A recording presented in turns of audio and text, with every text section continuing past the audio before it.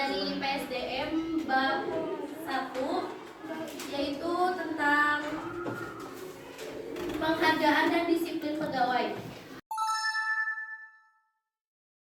Menurut Hasibuan, penghargaan pegawai adalah segala pendapatan yang berbentuk uang, barang langsung atau tidak langsung yang diterima oleh pegawai sebagai imbalan balas jasa yang diberikan oleh perusahaan. Dalam berbentuk uang sudah jelas ya bagaimana. Sedangkan dalam berbentuk langsung, ada yang bisa jelasin kayak gimana?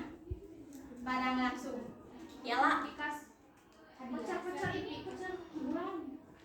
Barang langsung juga sama aja berbentuk uang, namun beda kayak gaji, THR, tunjangan, berbentuk tunjangan. Apalagi ada yang tahu? Saingan aku sebutin.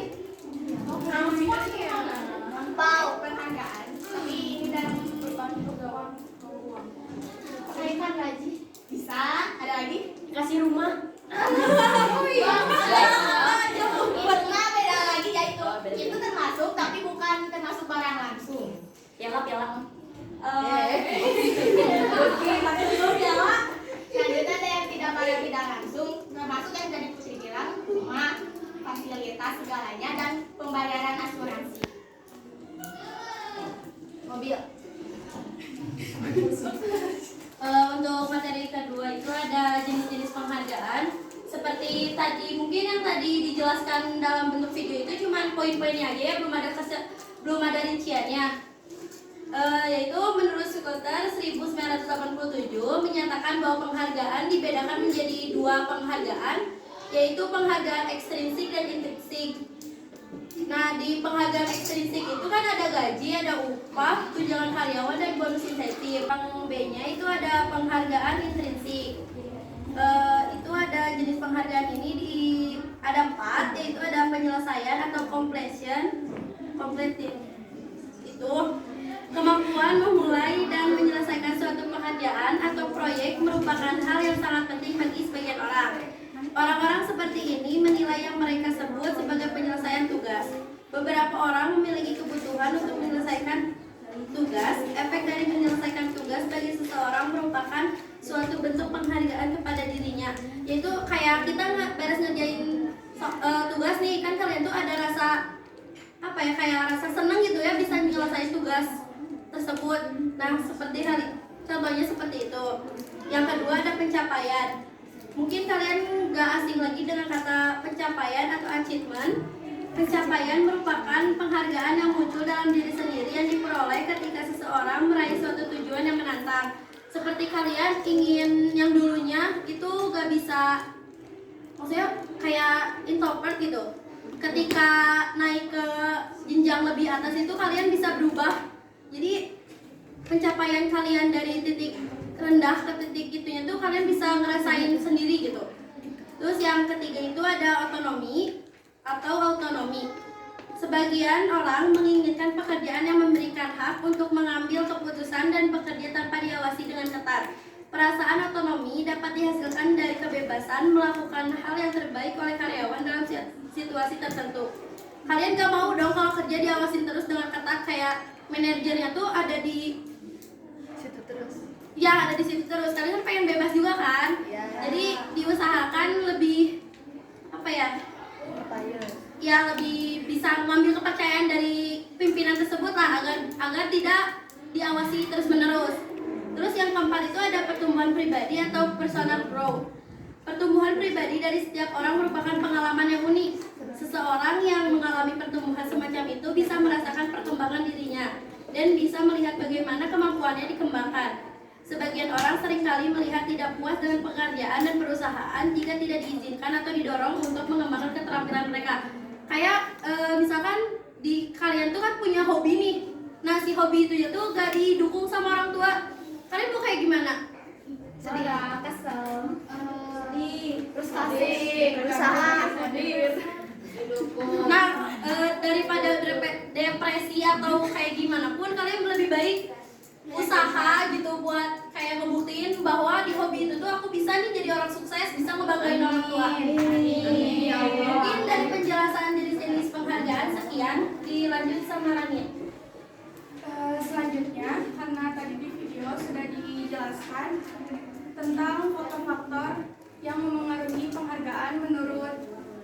tahun 2007. Sekarang saya akan membahas faktor-faktor menurut Namawi 2009. Di sini ada yang udah pernah baca belum tentang faktor-faktor yang mempengaruhi penghargaan menurut Namawi? Belum. Belum. Oke, kalau belum, di sini saya akan menjelaskan sedikit pengertiannya. Menurut Namawi, faktor-faktor yang mempengaruhi penghargaan ada 4. 1. Konsistensi internal. Apa sih konsistensi internal itu? Konsistensi internal biasa disebut juga dengan keadilan internal yang merujuk kepada pekerjaan atau tingkat keahlian di dalam sebuah perusahaan. Dengan kata lain, konsistensi internal yaitu penempatan pemberian penghargaan yang didasarkan pada perbandingan jenis-jenis pekerjaan di dalam perusahaan. Maka dari itu perlu dilakukan analisa jabatan, uraian pekerjaan atau tugas, evaluasi pekerjaan, dan job struktur untuk menentukan besarnya imbalan tiap-tiap jenis pekerjaan. Kedua, ada persaingan atau kompetisi eksternal. Adalah penetapan besarnya penghargaan pada tingkatan di mana perusahaan masih memiliki keunggulan kompetitif dengan perusahaan lain, sehingga perusahaan dapat mempertahankan karyawan yang memiliki keunggulan atau kualitas untuk tetap bekerja di perusahaan. 3. Kontribusi karyawan merupakan penetapan besarnya penghargaan yang merujuk pada kontribusi yang telah diberikan karyawan kepada perusahaan. 4. Administrasi merupakan faktor keempat yang dijadikan bahan pertimbangan oleh perusahaan dalam menetapkan kebijaksanaan pemberian penghargaan, antara lain aspek perencanaan, anggaran yang tersedia, dan komunikasi serta evaluasi. Untuk materi selanjutnya itu dari email tentang tujuan penghargaan. Izin menjelaskan kan materi yang tadi saya jelaskan di video kurang jelas, saya jelasin lagi ya.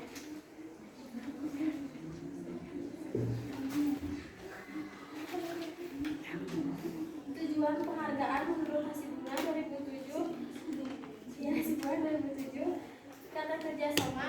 Dengan pemberian penghargaan terjadilah hubungan kerjasama antara manajemen dan karyawan. Karyawan harus mengerjakan tugas-tugasnya dengan baik, sedangkan manajemen wajib membayar penghargaan sesuai dengan perjanjian yang disepakati. B. Kepuasan kerja. Dengan penghargaan, karyawan akan dapat memenuhi kebutuhan fisik, status sosial, dan ekonominya sehingga memperoleh kepuasan kerja dari jabatan. C. Pengadaan efektif. Jika program penghargaan ditetapkan cukup besar, pengadaan karyawan yang berkualitas untuk perusahaan akan lebih mudah motivasi. Jika penghargaan yang diberikan cukup besar, manajemen akan lebih mudah memotivasi bawahannya. Standaritas karyawan. Dengan program penghargaan yang memiliki prinsip adil dan layak serta eksternal kompetensi yang komutatif, maka stabilitas karyawan lebih terjamin karena relatif kecil. F. Disiplin. Dengan pemberian penghargaan yang cukup besar, maka disiplin karyawan akan lebih baik. Mereka akan menyadari serta menaati peraturan-peraturan yang berlaku. G. Pengaruh serikat buruh. Dengan program penghargaan yang baik, pengaruh serikat buruh dapat dihindarkan dari karyawan akan berkonsentrasi terhadap pekerjaannya. H. Pengaruh pemerintah. Jika program penghargaan sesuai dengan undang-undang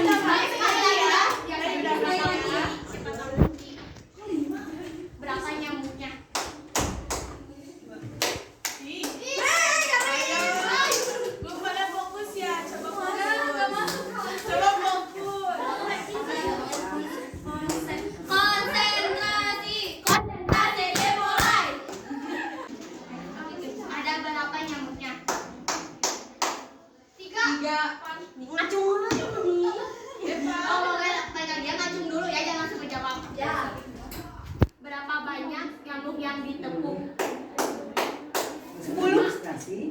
Yang mau ngejawab duluan nggak bisa jawab lagi ya? Siapa Dia sampai ajuin dulu tapi jangan ngomong. Kak, aku 3 kan? Aku 2 kan? Kasih 4 Emang kan? 5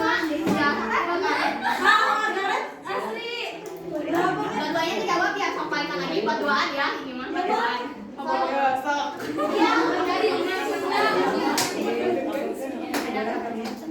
Ada berapa nyamuk yang aku tepuk ya? 6. Begitu. Sama kelompoknya apa? 2. Asli bener. Sih? Masih lagi ini. Masih lagi.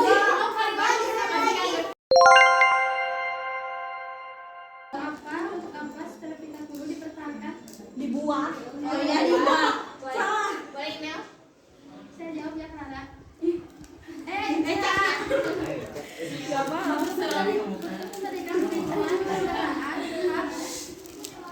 Untuk memberikan perlindungan, pemberian hak dan kepentingan serta meningkatkan kesejahteraan yang layak bagi para kerja atau buruh dan keluarganya. Oh gitu.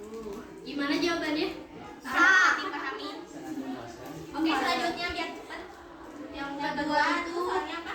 Kenapa jika jabatannya tinggi? Berapa jika jabatannya tinggi, gaji atau penghargaan lebih besar, sedangkan kalau jabatannya lebih rendah, gaji atau penghargaan lebih kecil. Karena biasanya semakin tinggi jabatan yang dipegang gitu ya, tanggung jawabnya juga akan semakin besar. Sedangkan kalau misalnya jabatannya masih rendah, belum terlalu besar gitu ya tanggung jawabannya. Jadi penghargaan yang diberikannya juga sesuai. Yang ketiga, tiga itu ada apa yang dimaksud dengan insentif? Oh iya, maaf salah. Insentif adalah bentuk pendapatan tambahan yang diperoleh karyawan atas prestasi atau pencapaian kinerja. Insentif ini hanya diberikan kepada karyawan yang bisa membantu perusahaan mencapai suatu target tertentu. Kayak apa ya? Kayak kita tuh kerja ke perusahaan tersebut, tapi perusahaan tersebut tuh punya target misalkan dapat penghasilan tuh 50 juta. Nah, kita tuh bisa lebih gitu. Kayak gitu. Ada lanjut? Pertanyaan terakhir. Pertanyaan terakhir tuh apa ya? Tadi siapa ya? Yang terakhir tadi nanya itu siapa? Sagita, boleh diulang pertanyaannya sih ingat? Yang full employment. Oh, iya. Oke, di sini silakan menjawab pertanyaan saya. Full employment diartikan sebagai pemanfaatan secara penuh sumber daya produktif yang dimiliki oleh negara dalam perekonomian. Pada kondisi seperti ini, ekonomi sebuah negara dapat menghasilkan output potensial dan tingkat pengangguran berada pada tingkat alami. oke. Kelihatannya kayak yang masih ngantuk ya, mau games lagi nih, tapi buat 2 orang doang ya. 2 orang doang. Beda lagi gamesnya bukan yang tadi. Sekarang cluenya menghitung hari. Konsentrasi. Konsentrasi dimulai. Dengerin ya. Menghitung hari. 1 tambah 4 5.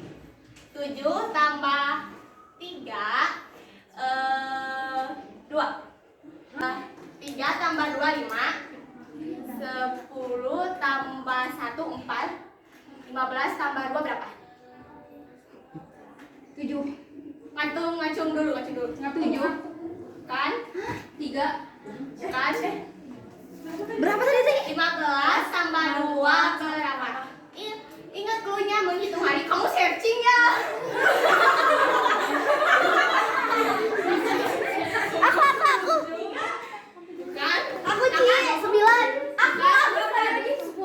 Ya, betul. 10. Ingat cluenya menghitung hari. Tadi berapa sekarang? 15 tambah berapa? 15 tambah 2. Sekali lagi. Ya udah, waktunya diem ya. Diem, Tania, mohon diem. Dia akan acung. 1 tambah 2 3. 5 tambah 4 2. 10